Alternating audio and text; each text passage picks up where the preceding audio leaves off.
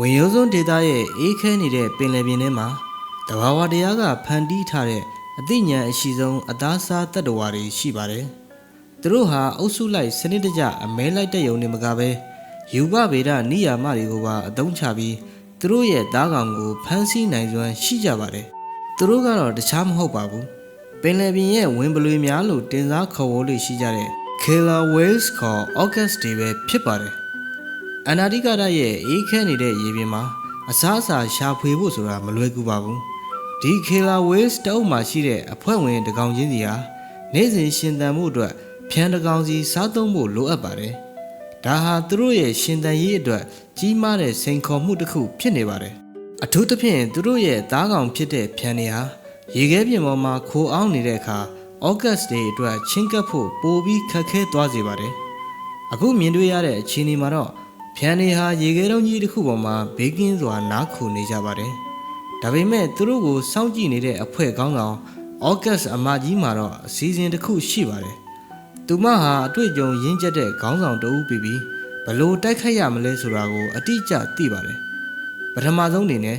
သူတို့ဟာအုပ်စုလိုက်ရေကူးပြီးလှိုင်းလုံးကြီးတွေဖန်တီးပါတယ်။ဒီလှိုင်းတွေရဲ့ရိုက်ခတ်မှုကြောင့်ဖြန်းတွေနားခုန်နေတဲ့ရေခဲပြင်ကြီးဟာနှစ်ပိုင်းကွဲသွားပြီးဖြန်းတွေကိုပုံမူအန္တရာယ်ရှိတဲ့အခြေအနေကိုရောက်သွားစေပါတယ်။ဒါဟာသူတို့ရဲ့ပထမဆင့်အောင်မြင်မှုပါ။ဒုတိယအဆင့်မှာတော့အဖွဲ့ခေါင်းဆောင်ဟာရေခဲတုံးငယ်ကိုရေပြင်ကျဲတဲ့နေရာစီတွန်းထုတ်သွားပါတယ်။ဒါဟာနောက်ထပ်ပြုတ်လုံမဲ့လှိုင်းလုံးကြီးတွေနဲ့တိုက်ခိုက်မှုမှာဖြန်းတွေလွတ်မြောက်ဖို့အခွင့်အလမ်းနည်းသွားအောင်လှုံ့ဆော်တာဖြစ်ပါတယ်။ဒီလုပ်ရက်မှာ Orcas တွေရဲ့အဖွဲ့လိုက်ပူးပေါင်းဆောင်ရွက်မှုနဲ့တိကျတဲ့တွက်ချက်မှုတွေကအမခန်းပါပဲ။နောက်ဆုံးတိုက်ခိုက်မှုမှာတော့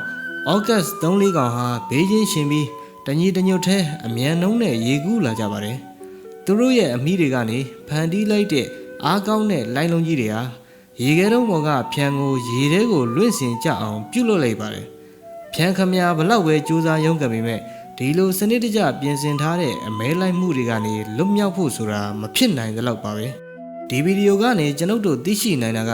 Killer Whales တွေဟာတိရစ္ဆာန်လောကမှာအသိဉာဏ်အမြင့်မားဆုံးထဲမှာပါဝင်နေဆိုတာပါပဲ။သူတို့ဟာပြဿနာကိုဖြေရှင်းနိုင်စွမ်းရှိပြီးပတ်ဝန်းကျင်အခြေအနေကိုလိုက်လျောညီထွေအသုံးချတတ်ကြပါတယ်။လိုင်းလုံးတွေကိုတမင်ဖန်တီးပြီးသားကောင်ကိုဖမ်းဆီးတဲ့ဗျူဟာမျိုးဆက်တစ်ခုကနေတစ်ခုကိုလက်ဆင့်ကမ်းတင်ကြားပေးတဲ့ယဉ်ကျေးမှုတစ်ခုလိုဖြစ်နေပါတယ်။ဒါအပြင်သူတို့ကြားကဆက်သွယ်မှုနဲ့အဖွဲ့အစည်းစိတ်ဓာတ်ဟာ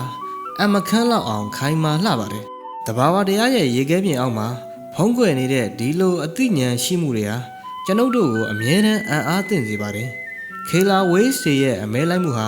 ရက်ဆက်တယ်လို့ထင်ရပေမဲ့ဒါဟာတဘာဝတရားရဲ့မျှခြေနဲ့ရှင်သန်ရေးအတွက်တိုက်ပွဲတစ်ခုသာဖြစ်ပါတယ်။အေးခဲနေတဲ့ဝင်ရိုးစွန်းဒေသရဲ့ဒီလိုထူးခြားတဲ့သက်ရှိလောကကအကြောင်းအရာတွေဟာ